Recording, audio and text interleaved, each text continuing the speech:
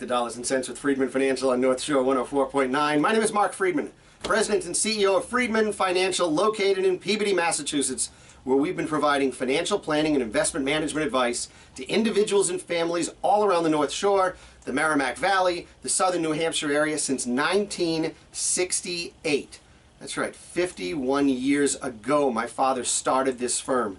I was 2, so I wasn't really involved in the business at the time. Dad ran the business. I joined my father in 1991 after selling Chinese food takeout containers. How do you make the transition from Chinese food takeout containers to doing financial planning? Well, you meet someone in a karaoke bar who says to you, "Is this the career for you after we get married?" And I realized that maybe selling Chinese food takeout containers wasn't it. So thank you to my wife Laura, who insisted that I learn from my father what he did for a living. And here I am some 28 years later. Dad has since retired from the firm. Dad retired in 2007, so he's been out a good 12 years or so. Our firm has been basically entrenched here in Peabody since its inception. So we have built a community practice. We see people on the streets. I'll see you at Dunkin' Donuts. I'll see you at the North Shore Mall. I'll see you at the music theater. We'll see you everywhere. I mean, it's where I go. My kids, 5 kids. We've been through the North Andover public school system, so I've seen many of you. I've gotten to know many of you as well. And many people I see, frankly, at the Topsfield Fair. I know I made mention to that earlier. I've been running the B'nai B'rith booth at the Topsfield Fair for the past 8 years. I've been working there since I was like 13, but running it since then. It has become an extraordinarily popular booth. We have over 120 volunteers who work 280 shifts. So I get to know a lot of people in the community. We deliver a lot of hot dogs, a lot of hamburgers, a lot of chicken fingers, a lot of brisket sandwiches, and of course, what you'll hear about come this October, more oy vey sandwiches. You're asking yourself, come on, Mark, what's an oy vey sandwich? Oh, thanks for asking. So let me tell you about the oy vey sandwich. The oy vey sandwich is a creation that we had a couple of years ago. We said we needed to have a specialty sandwich. You get more food than anything else at our booth and than anyone else at the booth, and the prices are great. Our most expensive item is the oy vey sandwich. It's a $10 sandwich. On a big bulky roll, you get brisket, then you get hot pastrami, then you get a potato pancake, then you get chili poured on top. You get the bulky roll put on there. You stick the dill pickle, the half sour dill pickle on top, and out the window it goes, and people go, "One oy vey going out the window," and everyone in the place goes, "Oy vey!" That's what happens. It's the oy vey sandwich. So so I get to know a lot of people in the community. Anyways, it's just a delight being here in the Treetop Studios here at North Shore 104.9. We're here each and every Sunday from 8 to 9 a.m. And when I last left you, I promised to pull back the curtain a little bit and share what goes on in initial consultation. Many of you have either thought about visiting with a financial advisor, perhaps you've actually visited with a financial advisor, but you've wanted to know what really happens, what goes on there. And I will tell you, every financial advisor does it differently. And there is no right or wrong way. You got to find the match that works well for you. So let me tell you what happens. When we last left, I told you that if you wanted to schedule an initial consultation with our office, we would send you an information kit. That information kit comes in a folder. It tells you what to expect for your initial consultation. It tells you what you should bring. Tax returns, pay stubs, investment statements, bank statements, benefits booklets. I know I'm missing a bunch of things. 401ks, 401k statements, wills, trusts, powers of attorney, healthcare proxies, insurance statements, all that stuff. Anything that relates to a major purchase or a major asset or liability that you have, I want you to bring it with you. You got an auto loan, a student loan, a credit card loan, all that stuff. Bring it all with you. So you might come with this big stack of paper. And we're going to spend the next hour in our office learning about your financial situation. We're going to ask lots of questions. Maybe questions that you really aren't excited to answer. Maybe questions that you really don't know the answer to. And that happens more often than not, to tell you the truth. When we have our meeting, if you're married, we insist that you come with your spouse. This is not a single person decision. This is us. This is us working together to try to build a strategy, to try to put pieces in motion to get you going on your financial plan. So here's what we have happening. So you walk into the office. I meet with you, and the first question I'm going to ask to you is, so tell me why you're here. Now, that may not be the question you were asking. Some people will walk in and they'll start with, here's my 401k statement. Here's the investment that I have. Here's an inheritance I just received. What should I do with it? And I'll go, hold on. Let's back up here a little bit. Remember, the whole goal that I have as a certified financial planner is to place your interests first. It has to be that way. I have to place your interest first. So before we start trying to figure out, did you make a good decision with that purchase of a particular stock? Or should you be rebalancing your 401k plan? Or what should I do with the inheritance or gift I just got? Slow down. Let's back it up. Let's start with understanding your big picture. Our conversation is going to really be around, number one, what are your goals? You're answering the question, why are you here? And most people don't really have a prepared answer for that question, except for, I got stuff scattered all over the place. Now seems to be the right time. I had a miserable relationship with a particular financial advisor. My mom told me I have to come see you. I'm approaching retirement, all sorts of reasons. So we start to talk a little bit about your financial situation, your net worth, and we said, all right, let's start to understand what it is that you have. And so I'll ask you, tell me about your job. And so you'll start explaining to me about your job. Perhaps you'll share what your salary is. You'll share the fact that you may be participating in a 401k plan. I'll ask you if there's a 401k match, and in many cases you'll say, I don't know. That's okay. Don't be embarrassed. Most people don't know. And if they do know that there is a 401k match, sometimes they don't know how much it is. That's okay too. The dollars don't matter at this point. I'm trying to get a broader understanding of what it is that you know about your financial situation. Ultimately, you're going to hand over a bunch of those pieces of paper so I can look at it. I can look at your 401k. I can look at your pay stubs. I can look at your bank statements. I can look at your insurance endorsement pages, all of that stuff. And we'll ask some questions. I'll take a look and I'll notice that you have 3 accounts over at Institution for Savings, 2 accounts at Salem 5, 1 account at Bank of America, another checking account over at Everett Co-op, and I'll ask why. And you will look to your spouse and you'll just giggle and you'll shrug your shoulders and you go, I don't know. It just is. Or there's a lot of things that we do that we're just, apathetic about, and we just do it.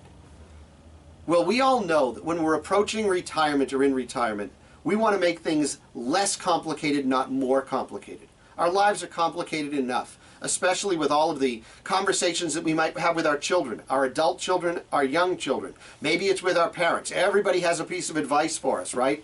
Should we be staying in our house? Should we be moving to a retirement community? Should I keep my car? Should I sell my car? Do I need a will? Should I have a power of attorney? Do I have the right withholdings on my pay stub because you just got your tax return back and you realized, oh my goodness, I owe that much in taxes? I never owed that much in taxes before.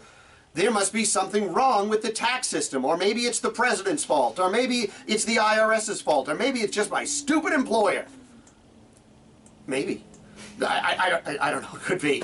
But chances are it has everything to do with the withholdings that you had done on your pay stub that hadn't been adjusted to adapt to the new tax law. These are some of the things that we talk about on the radio show. These are pieces of advice that I might share with you if we were working together in a financial planning meeting. But those are the things that we're going to bring up. We want to try to understand, where are your strengths? Where are your weaknesses? Where are your points of vulnerability? And where are the opportunities that exist to help you get a clearer picture of the road ahead for your retirement? And so we do that in that meeting. It's a conversation. It's not, someone said to me, are you going to yell at me in this meeting? Yell at you? She says, well, the last advisor that I worked with, he used to yell at me for not moving forward and not agreeing on some of the decisions or recommendations that he was making. And he'd make me feel really bad. And sometimes I'd do it just because I didn't want to get yelled at. I'm like, are you kidding me? Really? Are you kidding me? How can that possibly be? I don't get it. We've been doing this, like I said, since 1968. We have a 99% retention rate. Why does that one person periodically leave? Oftentimes the reason someone leaves is because a family member started to work at Fidelity, for instance. And if you work at Fidelity, the rule is you can't have your money anywhere else. Even if you're connected to that family, you got to have it with Fidelity. And sometimes that happens, or perhaps you got a brother-in-law or a cousin or whatever who's now in the business and you want to deal with them, fine. But one of the things that we also deal with in our office after doing this for so long is death. We have to deal with death. What would you do if one of the two of you, if you're married, wasn't there? And what if that person who was gone was the person that handled all of the finances? Are you ready? Do you know where everything is? Do you know what everything is worth? Those are important questions and things we seek to answer in our initial meeting and the follow-up that comes from those meetings. So let's kind of fast forward through that initial consultation that we just had in my office. We explore a lot of stuff. We ask a lot of questions. We take a lot of notes. We then also explain, in order to work with us, for us to put together a financial plan that'll show you where you stand financially, build that net worth statement. Not only what you own, less what you owe, but we'll also show you who owns what. Is it owned individually? Is it owned jointly? Is it owned in a trust? Those are really, really important factors. Because if something were to happen to you, you want to be absolutely certain that assets transfer to the survivors in the most efficient manner possible. You want to make sure that the beneficiary designations on your 401k, perhaps you've been working at GE for the past 20 some odd years, and when you started working there, you weren't even married. You were maybe 18 or 19 years old and you named mom as your beneficiary on the 401k plan. Happens all the time. And then you get married and you have a few kids, but you never change the beneficiary. And if you die, mom's getting your money, not your wife. Or God forbid, your second wife or your third wife. That can be devastating. You want to be sure you do this right. And sometimes you just need someone to give you that little push to take a look at some of those minor things, and we guide you along in that. So we ask all these questions, we understand your situation well, and then when we're all done at the end of the meeting, we tell you a couple things are going to happen. Number one, here's what it's going to cost you. And generally our fee to do financial planning is $2,500. That plan includes the net worth and cash flow statement. You know where money's going in, money that's going in, and you'll understand where your money's going out. No, not whether you buy Whole Foods green beans or Shaw's brand green beans. I don't care about that. It's in the very macro picture. How much money collectively goes out of your household? How much comes in? What goes to savings? What goes to 401k? What goes to mortgage? What goes to general living expenses? What goes to maybe saving for your kids' education or for your retirement? All of those things. We begin to showcase that to you. Once we understand that, then we take a look at all of your assets. And we say, with what you're saving, with what you're doing, and with what you have, here's what the likelihood is going to be based on the way everything is managed and invested today of achieving your goals of educating the kids, meeting your retirement objectives, all of those different things. And we showcase it to you. That's the plan. The plan then is to build some what ifs. What if? What if you wanted to retire 3 years earlier? What if you delayed taking Social Security? What if you started taking money from your IRA a little sooner than expected? What if you bought a second property? We can do all those things. And we showcase it to you up on our screen. Interactively, we do that. And all of our advice that we put together, we put it down in writing so that you can walk away with this advice and an action plan, a step-by-step process that says, here's what we think you need to do. Maybe it's raising the limits on your homeowner's policy. Maybe it's getting an umbrella policy. Maybe it's setting up or working with your attorney to get a power of attorney and a healthcare proxy and a will or a trust. It can be a number of different things. But we'll write it in such a way that you can implement our advice anywhere you want. Now, I will tell you, 98% of folks that we work with will say, well, Mark, of this list of things that you're suggesting we implement, what can you do for us? What do I know an attorney has to do or an accountant has to do, but what can you do? And when it comes to the management of the money, when it comes to helping you consolidate some of the accounts that you have all over the place, we can help you with that. So we tell you that the fee to do financial planning is $2,500. Half of it is collected up front when you sign our contract. And please, you will not be signing our contract on day one. Because after our meeting, I promise you two things. Number one, I'm going to write a thank you note to you that recaptures everything that we talked about to make sure that we heard you properly. Not some boilerplate thank you note, but something that recaptures the conversation we had so that you can know that we heard you properly, that the goals that you had, even if it was just basically stated to us, that we captured them. And that we told you, again in the letter, what it is that we're going to do and what it's going to cost. In addition, Marion or I, depending upon which planner is in the office, or sometimes it's both of us, we will dictate what we call a memo to file. That report is maintained in your contact record, so we know a story of everything that happened in our meeting. I don't want to forget. The phone rings all the time. We meet lots of people. We have 464 families around the community that we serve. I want to be sure that we get your story right and maintain it always. So once you say to us, Mark, I'd like to move forward, you respond to our letter, you'll sign our contract, you send in the check, we might gather some more information and ask for it, and then we go towards our financial plan. It's presented in usually 2 or 3 weeks following our agreement to start working on the plan, and we take it from there. It's really that simple. But the one thing that you will get out of this financial plan is financial understanding of where everything is and what everything is worth. And you can be well assured that your financial house will now be in order. That's what happens at an initial consultation. So many people ask that question. They wonder. They assume. They have different experiences with different people. And so let me frame it even more. Let's say that was intriguing to you and you said, you know what, I think I'd like to schedule a free initial consultation. Well, here's how you do this. Number one, you can pick up the phone and give us a call. 978-531-8108. That's 978-531-8108. You leave a message on the machine. Jody will get back to you. Jody's my assistant. She'll find some time on our calendar. I might give you a call first and we can talk a little bit to understand your situation. You can also sign up through our website.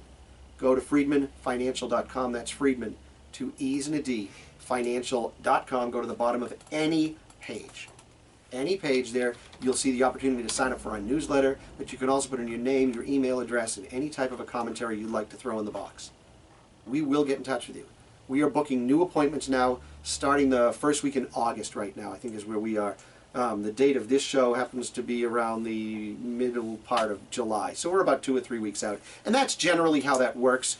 Oftentimes these shows that you hear aren't live, and so we may rerun a show. So just always know that when we are looking to schedule an initial consultation, it's usually 2 or 3 weeks out anyways. So I call that financial advice in a language you can understand. Hope you're enjoying the show. I've got to take a quick break. I'm going to grab some water, I think. And we'll be back in just a few minutes. You're listening to Dollars and Cents with Freedman Financial on North Shore 104.9.